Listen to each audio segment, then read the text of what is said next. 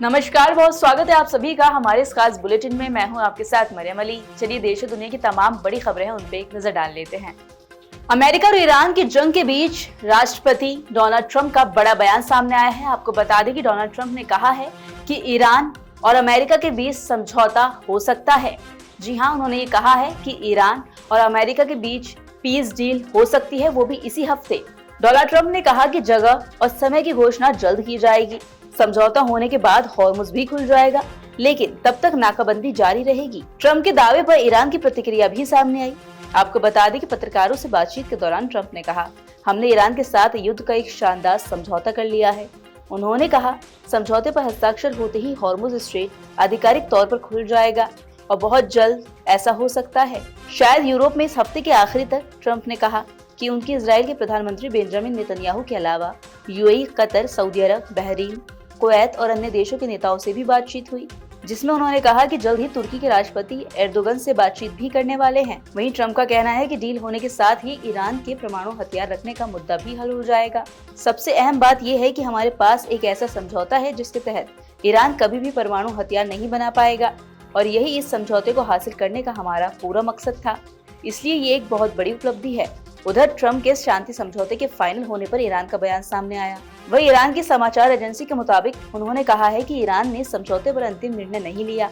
उन्होंने आगे ये भी कहा कि संबंधित अधिकारियों द्वारा समझौते के ड्राफ्ट के बिंदुओं पर सहमति बनने के बाद ईरान सरकार औपचारिक घोषणा करेगी। उधर मध्य प्रदेश से कांग्रेस की राज्यसभा उम्मीदवार मीनाक्षी नटराजन ने अपना नामांकन रद्द होने पर सुप्रीम कोर्ट में इसको चुनौती दी है, जिस पर आज सुनवाई हो सकती है। नटराजन की ओर से गुरुवार को मामले पर जल्द सुनवाई का अनुरोध किया गया और साथ ही कोर्ट से नतीजे घोषित करने पर अंतिम रोक लगाने की मांग भी की गई। सुप्रीम कोर्ट ने रिजल्ट घोषित करने पर अंतिम रोक का आदेश नहीं दिया। हालांकि कोर्ट याचिका पर आज सुनवाई करने को राजी हो गए, बशर्ते कि याचिका की खामियां दूर कर ली जाएं। ये निर्देश जस्टिस प्रशांत कुमार मिश्र और अतुल एस चंदूरकर की पीठ ने मीनाक्षी नटराजन की ओर से पेश वकील अभिषेक मनु सिंघवी की दलीलें सुनने के बाद गुरुवार को दिए। सुनवाई के दौरान कोर्ट ने याचिका की पोषणीयता पर भी सवाल उठाया और कहा कि चुनाव प्रक्रिया के बीच में याचिका कैसे सुनवाई योग्य होगी। हालांकि बाद में कोर्ट ने मामले पर आज सुनवाई की सहमति दे दी। इससे पहले सिंघवी ने याचिका पर जल्द सुनवाई का अनुरोध करते हुए ये कहा कि रिटर्निंग अफसर का आपराधिक मामले का स्पष्टीकरण नहीं करने के आधार पर नामांकन रद्द करना गलत है। उन्होंने ये भी कहा कि जनप्रतिनिधित्व कानून के मुताबिक उन्हीं आपराधिक मामलों का जिक्र हलफनामे में करना होता है जिसमें न्यूनतम 2 वर्ष की सजा का प्रावधान हो। इस मामले में तो कोई केस ही नहीं, अभी अदालत ने सिर्फ समन जारी किए हैं। वहीं दिल्ली के तुगलकाबाद में एक इमारत में भीषण आग लग गई, जिसकी खबर के बाद फायर ब्रिगेड वहां मौके पर पहुंची। और आपको बता दें कि इस पूरे घटना में ये भी खबर सामने आ रही है कि इसमें करीब 3 लोगों की मौत हो गई है और कुछ लोग घायल भी बताए जा रहे हैं। दिल्ली फायर सर्विस के स्टाफ ने अब तक 5 लोगों को बचाया है।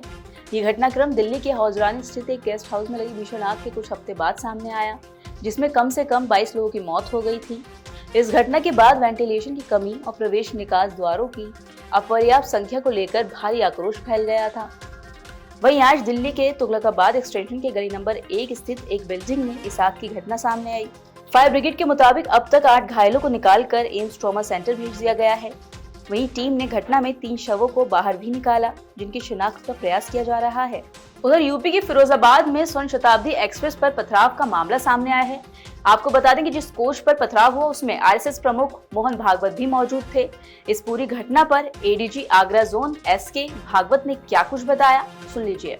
लगभग 7:15 बजे के आसपास ये थाना क्षेत्र हमारा दक्षिण और रसूलपुर का ऑलमोस्ट बॉर्डर पड़ता है। यहीं पर ही ये जानकारी मिली कि ट्रेन पे एक शीशा टूटा है और उसमें किसी व्यक्ति द्वारा पत्थर फेंका गया है। तो उसके बाद में किसी सवारी को कोई क्षति नहीं पहुंची है और ट्रेन सुरक्षित गंतव्य स्थल तक पहुंची है। इसके अतिरिक्त अभी हम लोगों द्वारा सीसीटीवी फुटेजेस देखे जा रहे हैं और ये ट्रेन कानपुर से दिल्ली की तरफ जा रही है। हमारी 6 टीम्स लगी हैं इसके अंदर, एसओजी सर्विलांस और 2 सीओ साहिबान भी इसमें लगे हैं। एक व्यक्ति को हम लोगों ने हिरासत में भी लिया है और साथ में सीसीटीवी फुटेजेस में जो कुछ चीजें आ रही हैं तो आप लोगों को साझा उसमें की जाएगी जो जानकारी के हिसाब से। एक बार हम लोग और इंटेरोगेशन अपनी टीम्स के माध्यम से कर लें। तहरीर इसमें प्राप्त की जा रही है और इसमें मुकदमा भी पंजीकृत किया जाएगा और तत्काल जो भी इसमें इन्वॉल्व है उसके खिलाफ कार्रवाई की जाएगी। क्या इस ट्रेन में कोई घायल भी हुआ है क्योंकि शीशा टूटा था और मोहन भागवत इस ट्रेन में सफर कर रहे थे? इसमें किसी के घायल होने की कोई बात सामने नहीं आई है। और इसमें पुलिस अब अपना काम यहाँ पे इन्वेस्टिगेशन और आगे कर रही है। सर ये तो जांच में ये तो क्लियर हो गया था मोहन भागवत इस ट्रेन में थे।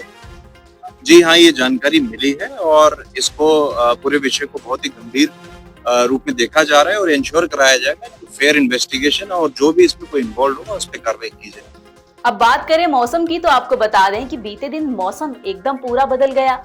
शाम के बाद आंधी आई, तेज हवाएं चली, जिसके बाद बारिश भी देखने को मिली। इसी के साथ आईएमडी का कहना है कि आज के लिए करीब 10 घंटों में काफी भयंकर आंधी तूफान आ सकता है और इसी को लेकर दिल्ली समेत 15 ऐसे राज्य हैं जहां ये अलर्ट दिया गया है।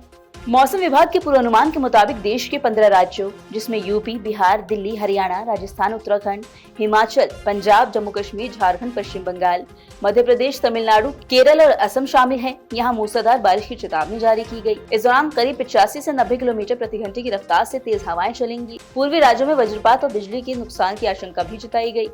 वहीं आईएमडी की भविष्यवाणी के मुताबिक दिल्ली में आज भारी बारिश और आंधी की चेतावनी दी गई। इस दौरान हवा की रफ्तार 70 से 80 किलोमीटर प्रति घंटे की रहेगी। वहीं दिल्ली में 12 जून यानी आज अधिकतम तापमान करीब 36 डिग्री के आसपास रहेगा। वहीं न्यूनतम तापमान की बात करें तो वो 27 डिग्री के आसपास बने रहने की संभावना है। तो ये थी वो तमाम जरूरी खबरें जो हमने आपको दिखाई। इन खबरों का अपडेट भी लगातार आप तक पहुँचता रहेगा, लेकिन उसके लिए आपको जुड़े रहना होगा नवोदय टाइम्स पंजाब केसरी के साथ।